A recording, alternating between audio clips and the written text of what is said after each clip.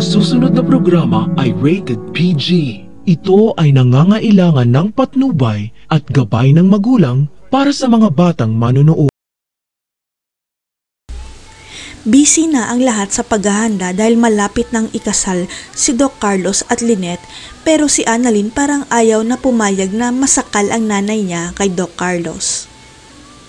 Pailalim kasi kung tumira si Doc Carlos kay Annalyn dahil nagpapanggap itong mabait kay Lynette, pero kung sila na lang dalawa lumalabas ang tunay na kulay ni Doc Carlos.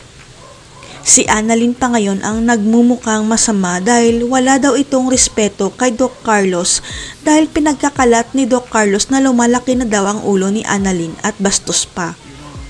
Paniwalang paniwala naman si Lynette at siyang Susan kay Doc Carlos, kaya napagsabihan nila si Annalyn na concern lang si Doc Carlos sa kanya kaya napagalitan siya.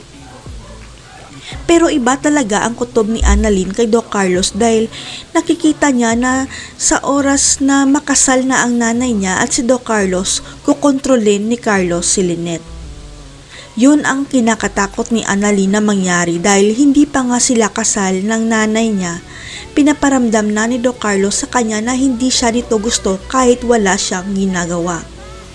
Siguradong ilalayo ni Doc Carlos si Lynette kay Annalyn dahil may karapatan na siya dahil asawa na siya at siya na dapat ang priority ni Lynette dahil malaki na si Annalyn.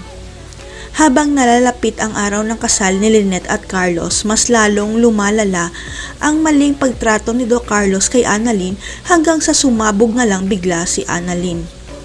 Sinabihan kasi ni Doc Carlos si Annalyn na doon na lang siya sa tatay RJ niya dahil pinapahirapan siya nito sa East Ridge at nangangaliwa pa ang tatay niya na may asawa ito. Kaya nagalit si Annalyn at sinagot si Doc Carlos na mas pipiliin pa niya ang tatay RJ niya kaysa kay Doc Carlos na napakakitid ng utak at plastic ang totoong ugali. Kaya mas lalong magagalit si Doc Carlos kay Annalyn at pahirapan niya pa ito sa East Ridge at magsusumbong pa siya kay Lynette na binastos siya ni Annalyn. Napagtanto ni Annalyn na walang may maniniwala sa kanya kahit nanay niya, kaya gagawin ang lahat ni Annalyn para hindi matuloy ang kasal ni Lynette at Doc Carlos.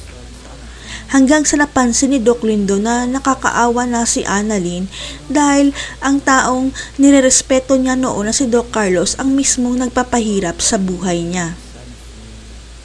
Hindi rin makapaniwala si Doc Lindon sa malaking pagbabago sa ugali ni Doc Carlos at nakikita niya ang kawawa si Lynette at Annalyn sakaling matuloy ang kasal ng dalawa.